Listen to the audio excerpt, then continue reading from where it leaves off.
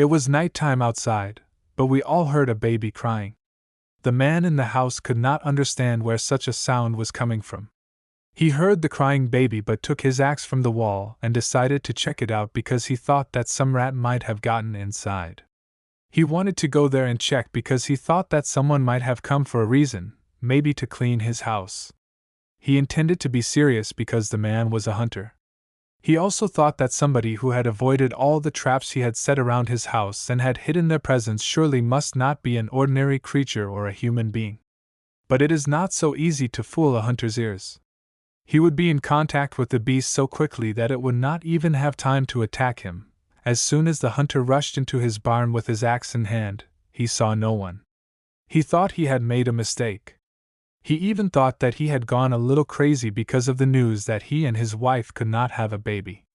Was that not why he was imagining things? But when he looked ahead, he noticed that there was a small child in the haystack. The hunter was very surprised and immediately held him. He could not believe it. He was so happy and enjoyed the moment so much that he had not even noticed when his wife walked in. She asked her husband, Vincent, what had happened to disturb her in the middle of the night. He asked his wife what had happened and why his dear Alina had woken up, but she immediately went to him and asked what he had in his arms. Was it really a baby? Vincent didn't know what to answer. He looked from side to side, not understanding what was going on. However, he came to his senses and decided to say that it must have been his and his wife's baby. We now witnessed the story of that day when something very much like magic had happened. When Vincent opened his eyes and waved his hands, the wind blew from somewhere, the clouds began to gather, and soon it began to rain. Then rain poured out onto the completely dry land, and the villagers sang a song of happiness. It was he who protected the village from danger, and it was thanks to him and his mystical power that the village found peace and tranquility, no longer thirsty for water or gold. But that man could not stop learning, for the villagers and people thought his ability was mystical and called him a mage. We are again transported to the present, where our hero is asked what he is doing. Is he reading a book? In front of our eyes, we see a little blonde-haired boy named Arian Chiron, who recently turned 12 years old. Beside him is his aging father, Arian Vincent, who had long since turned 40. Vincent was glad he had finished with the trees so quickly and wanted to go home to eat with his son. He whirled him around as if he were playing for the last time. Our hero asked his father what he had to do to create magic at home. Vincent was puzzled when he heard that. Had he really brought such a book to his son? But Vincent decided to ask his son questions too, what magic really was. He explained that magic could also be called something that could defeat a bear with one arrow or tear down a tree with one blow of the axe. He asked, "Is this magic?" Father and son were walking along the road when they were met by children. The children wondered why our hero stayed at home all day reading books instead of going to play with them. They wondered if he really knew how to read and why he had brought such a thick book again. They even said that our hero did not look like his father because he was very frail and that he must have been picked up and abandoned by his old parents. All of this was overheard by Vincent, who certainly didn't like what was said. He was very angry at how some little kids dared to call his son names. But after looking at his son, who was burning with happiness just saying that such opportunities in magic were simply something, because you can bring down a tree with one blow, just a miracle, Vincent immediately calmed down and told Cheyenne that tomorrow they would go to the city together and buy a lot of his favorite fruits. Our hero was happy, but Vincent was wondering why he was such a good-for-nothing father. Yet he knew that no one could say that Cheyenne was not his real son. Our hero, however, dreamed of one thing, learning magic. Our heroes had already ridden in a cart to a town in the province of Creus. Cheyenne was very happy because he was seeing the city for the first time. He saw all the shop windows and the merry people buying clothes, eating, and laughing. But his father distracted him and told him he had to wait for him at Grandpa Martin's store. Vincent instructed Cheyenne that until he had finished his business, Cheyenne must not move from his seat. He told him this just in case, as Cheyenne must not go into the back lanes or meet aristocrats. Vincent knew that Cheyenne had always obeyed him but still worried in a city like this. Vincent left on the bandwagon, and Cheyenne remained behind to write the prices of the fruit on the board. His grandfather praised him, saying he had written very well. Grandpa also expressed gratitude, as it was very difficult for him to work alone these days. Cheyenne was very happy to have such company, and said he was glad to help. Grandpa looked at him in admiration because Cheyenne was indeed very smart. However, his Lil Martin, Grandpa said, does nothing but get into trouble. Our hero then asked his grandfather if he knew anything about magic. Grandpa did not answer at first, thinking Cheyenne had inquired about the traffic. Grandpa laughed, and Cheyenne tried to explain what he wanted. Cheyenne shouted and said he wanted to know what he had to do to use magic. Grandpa finally understood what Cheyenne wanted but admitted he knew almost nothing about magic. However, he pointed to an alley and said that in one of the stores there were a lot of books about magic. Grandpa asked Cheyenne if he wanted to go because there were many books to look at. He asked for permission, then Cheyenne ran to the store, saying he wouldn't be there long and would be back soon. Grandpa had taken Cheyenne's book in his hands and was about to open it. He liked to read, and this book reminded him of much he had forgotten. He opened the book but saw only scribbles.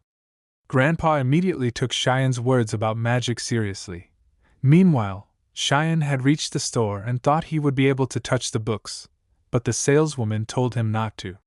He asked if he could at least have a look, but the woman cried out because such books were not for common people. She scolded him, saying they weren't practical books like those sold to peasants. She asked what he would do if he left handprints on the book. Could he afford to buy it? Cheyenne became very nervous. He hadn't realized such books were so expensive. He wondered how his father had acquired such books. At that moment, a strange man in a hat entered the store. He asked if all the books he had ordered had arrived. The saleswoman called him the chief butler and acknowledged his order. Cheyenne, meanwhile, quickly leafed through a book in his hands but ironically found nothing useful. Disheartened, he left the store, wondering if it was possible to find a book to read at all. Outside, Cheyenne noticed a man carrying books. He wondered where the man was taking them. While following him, Cheyenne saw the man throw the books into the trash. There were many discarded books, and Cheyenne realized this was likely where his father had found their books. This upset Cheyenne, making him feel the difference between himself and others. Cheyenne remembered his father's warning not to wander too far. Still, curiosity drove him to follow a woman who entered an aristocratic area. However, a man grabbed Cheyenne's shoulders and told him he should not be there. The man pointed out that this was the territory of aristocrats. Others began to gather, speculating that Cheyenne might be an orphan raised by bandits. They wanted to take him somewhere, but Cheyenne vanished before they could. Hidden in a flower bed, Cheyenne checked if the watchers had left. Frightened, he realized one of his boots had fallen off. While retrieving it, he overheard a conversation about magic. Interested, he noticed the walls around him and realized he was near a magic school. He heard students debating the essence of magic. They dismissed knowledge and effort as the most important factors. Finally, the teacher declared that the key to magic was insight, a strange and mysterious feeling. When one knows something but does not know how to explain it, that is clairvoyance. Many scientists have proven this, but don't people understand that 1 + 1 = 2, even without a complex proof, because it is a rule that has existed in the world for a very long time? They not only memorize it, but they feel it and fully accept the concept. Magic, as well as this thing, has existed in the world since its beginning, so that is why they can experience it fully with insight. So their teacher said exactly what our hero had been stuck in his mind for a very long time. He said that clairvoyance is more accurate than knowledge and faster than effort. Our hero, hearing this, thought that this was incredibly genius. Our teacher had also thought, in fact, he had even thought that if they would improve their skills, they could become wizards as well. Our hero, when he heard the words, "to become a magician," thought, "Will he get such a chance?" But at that moment, the teacher talked to our hero because he wanted to know what the child standing behind the wall was thinking. Our hero was very afraid and surprised. He thought, what should he do? Should he run away or respond? After all, Now he is really in a messy state, and no one knows what can happen. But the thought of our hero was that if he will not get through this wall now, it seems for sure he will regret his whole life. He began to climb the wall and could see an incredibly beautiful area with children sitting near the tree, and the teacher, the old man, asked if our hero had come to be his companion. The headmaster of the School of Magic, Alpheus, appeared in front of us. Alas, who was a state mage of the 4th rank. Our hero liked it for sure, so he climbed over the fence completely. He timidly began to approach everyone because he did not expect what to expect from them. The children began to shout that our hero was a commoner, but not an aristocrat. They shouted that he should not come near and he was forbidden to enter their territory at all. But only the old man said that our hero should approach, so he even asked what made our hero show such big interest. Our hero was a little bit hesitant, but still, he said that he would like to see some magic. The old man was surprised because how is it really that he had not seen magic in his life? But our hero stood there very shy. In fact, he had only read about it in a book. Children began to shout that our hero could read books as a commoner. Our hero bowed and said that it did not matter what magic, but to show something. But the old man said that there is nothing difficult, so he will show when magic. All pupils began to look at the old man and ignore our hero. Our hero was thinking how the wind could be magic, but at that very moment, all pupils rose up into the air. Everybody was having a very good time. Only our hero was afraid that he was going to fall down. He cried out in fear and closed his eyes, but when he opened his eyes he saw that he was surrounded by pupils already standing on the ground. They were having fun looking at our hero. The old man asked with a kind smile on his face how our hero liked magic. Did he like it? Our hero understood that it means to use magic. The old man even decided to explain what it was. He wanted to compare magic to something, but our hero started to shout and demand the principal to tell the truth. All pupils were shocked that our hero had treated the principal like this, and even shouted at him, as even teachers cannot talk to him like this. But the headmaster looked at our hero and decided to smile smilingly, and said that he would explain everything in a different way, so it would be more difficult for our hero to understand. He said that magic is the same action of leaving the common sense of everything. So, to put it in reverse, it is the effect on the consciousness, exploring the truth of the phenomena. The old man was about to say that everything was much easier, but our hero said something that others could not have expected. He said that, in this case, magic is not a well-known phenomenon, but maybe that's why it is close to the truth. The old man was delighted, so he asked if it was also written in books. Our hero answered that it is not written in the books, but he could only underline the general features. Though, at the beginning, many ideas of great men were criticized and appeared as mad, but finally, they were recognized as sane. Our hero had even thought that maybe the truth was hidden somewhere, but certainly not in their common. Our hero had even thought that maybe the truth was hidden in madness, but certainly not in their common sense. The old man was pleased with the answer, even too much. So, our hero asked him what he would need to learn to use magic.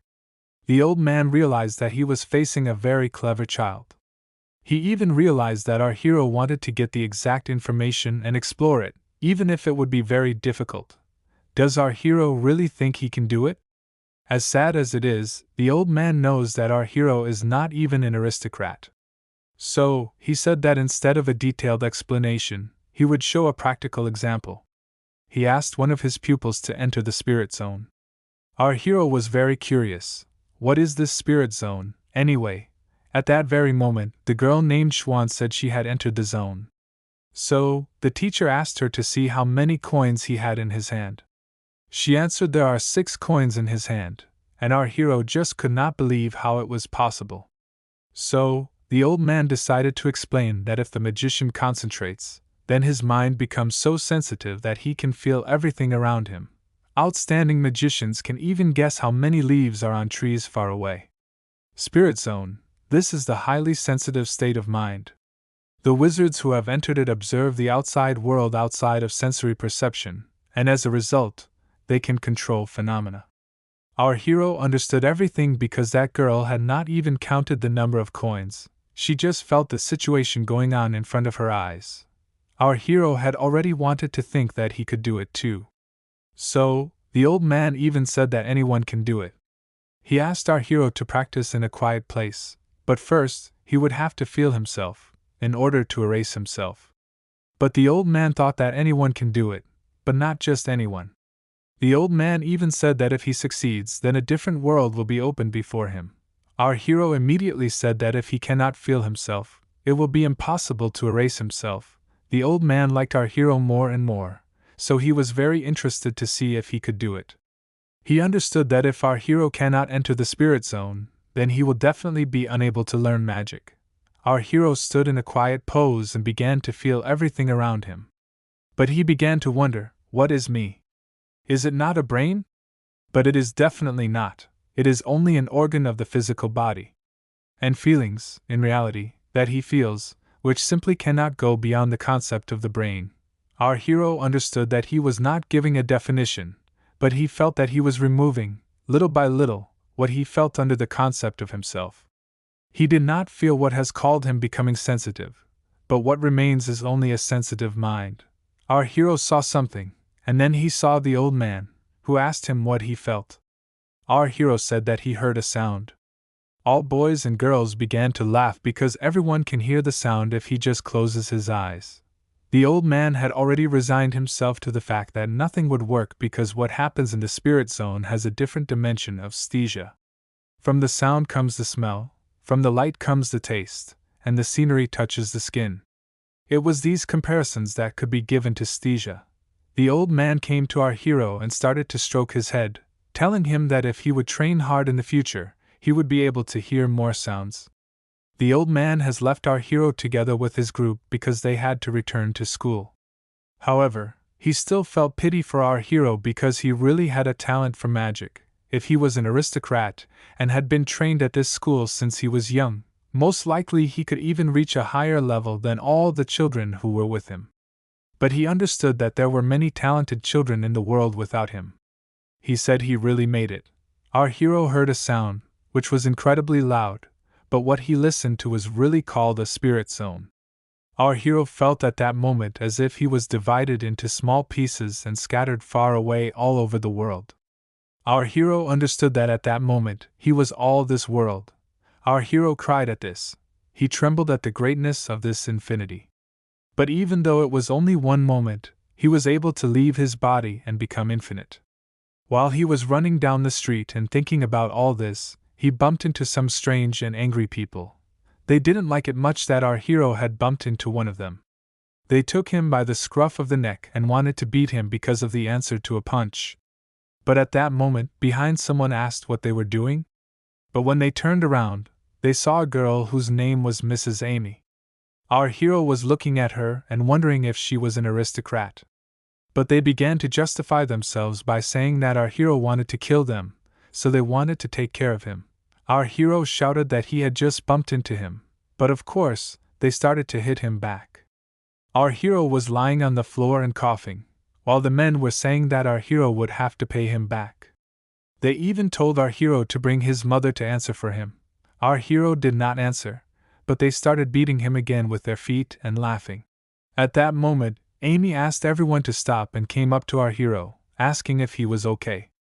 Our hero was lying there, saying that he hadn't done anything, but the girl Amy said that it's time to quit fooling around. Because our hero can be shaken up and then sold to the South Village, and because he's a commoner, there wouldn't be any consequences. Our hero was very afraid and called his father, but after looking at Amy, who also dreamed of a slave, she was just beside herself with joy. Immediately, the men threw themselves on him, saying that their mistress wanted to see him naked. They began to get to him, but at that moment, Amy began to think about the state of our hero because she just wanted to torture him to the extent and then let him go. Had our hero gone crazy? At this time, our hero was in the spirit zone, but he did not realize it himself. He saw that very tree in front of him near which our teacher had shown him the magic of wind. He understood that now he was seeing the same skill of the wind in his own memories. The bandits were shaking him, but only Amy noticed something wrong. She asked everybody to leave. However, our hero could use wind magic without even knowing it. He looked up where his offenders were flying, but in a moment, they were already lying on the floor with smashed legs and arms. Amy started to run at our hero and asked him who he was and how he had learned magic in the first place. Many people started running to the place where there was a surge of mana, so Amy immediately left the scene. Our hero turned around and saw the result of his magic. He understood that if people came here, they would certainly not listen to him or believe exactly what he had to say. Our hero ran as fast as he could and called his father, but deep in his heart, he realized that this world was very cold. Here we see the first-ranked nobles, the Karmas family, and the same her father commented that his daughter had most likely skipped her lessons. However, she said that all she had already learned, so she was not even having fun. Her father asked her when she would grow up because even if she was a genius, she would be very carefree. Amy went upstairs very menacingly, but her father's words, that one day she would be blindsided, made her very sad and thoughtful. She looked at her father at one point and asked if he had any acquaintances at the School of Magic because, if so, she asked him to introduce her to them. But winter had already come. We saw our hero's house again. His father called him and asked where he was, but his mother said that their son had gone to the woods to cut down trees. He wondered what he was doing there because it had not even stopped snowing. He even went into the woods to look for him. His father, while walking in the snowy woods, thought about that spring when he took his shy son to the city for the first time. He almost lost him because he said that he was lost, but it was clear that something was wrong. Our hero stood in front of the tree with his axe in his hands. One could think that he was chopping a tree, but he was thinking about the same magic that he had activated on that fateful day. Our hero simply could not use it afterward, for it is the magic in which he excelled. Being unconscious, he could not use his clairvoyance to know what happened in the past, all because he had no knowledge of magic. But he could still enter the spirit's zone. Being in this state, our hero could feel absolutely everything that was around him: touch, forms, smells. He could know everything at once. About every tree he looked at, he saw a strange glow but could not understand what it was yet. He just took it and struck that strange glow. He just felt it, but when he hit that spot, he realized that he could cut down a tree with one blow. Our hero realized that that was magic. But his father, who was standing behind another tree, could not understand what had happened and what he had seen. In fact, what he just saw was nothing but a thunderstorm. Our hero was thinking that he had brought it down with one of 100 blows with the axe, just like with the magic that day. Our hero understood that it was not luck that was needed there but the exact knowledge of the South. So that tomorrow, and again tomorrow, he would repeat everything without stopping. It would all be for chance, which would one day have to come to him. 3 years later, in the fall, our hero had grown up. Our hero understood that you cannot and should not see with your eyes, you have to feel with them. Our hero could cut down trees with one blow. At first, our hero almost went home after meditation, even though about 5 hours had already passed. All sensations told our hero that he had become one with nature. He could feel vibrations of growth, the movement of worms, and the sounds of tree roots absorbing moisture. He could listen to all this very deeply. However, he had missed 5 hours. Our hero remembered the old man's words, that if he could do it, he could see another world for sure. Our hero decided to go home on that beautiful note. In front of his house, he found a map and white horses. He wondered if guests had arrived. When he went home, he saw his parents, who wanted to introduce him to the butler and chief of the Owen family. He introduced himself as Teen. Our hero could not understand what an aristocrat of the second level needed. Immediately, Teen began to inspect our hero and ask different questions, such as whether he could read and how old he was. After examining him, Teen concluded that our hero was a very good example because he could read, although this was not necessary for the woodcutter's son, and he was very respectful. Teen asked if our hero would like to work in his family. Our hero wanted to object, but Teen immediately said that they needed a man in the library, one of whose duties would be to prevent the removal of books. This work would go on for 2 years, and the hard labor would be done by porters while our hero and the butler sorted the books. Our hero was very hooked by the fact that he would be working in the library because he believed that in the library, the family would accumulate a lot of high-level knowledge necessary for a magician. But the fact that this work would be known only to the family of our hero and himself, and that books should not be taken out for any reason, and no one should know they were taken out, was daunting. If it happened, he and his family would die. Our hero understood that most likely, his parents had such expressions because this work was putting their lives on the line, even though the pay would be good. Tamar even dared to say that such a sum would be very hard to earn, even if someone tried to hunt to the breaking of their bones. So he advised our hero's father to send his son to a better place. But our hero's father said that he listened to Teen only because he wanted our hero to have all his dreams come true. Teen laughed at that and asked, "Doesn't your son think he will succeed in something?" "Most likely," Teen added, "he would only give him this job to earn money and nothing else." His father objected. It was clear to Teen that our hero could read, but nevertheless, the butler made it clear that he did not believe in our hero's ability to understand everything perfectly. But if his father wanted to fulfill his son's dreams, why did he lie to him all the time? We see the memories of our hero's father, who recalled the moment when his wife taught our hero a few words just for fun.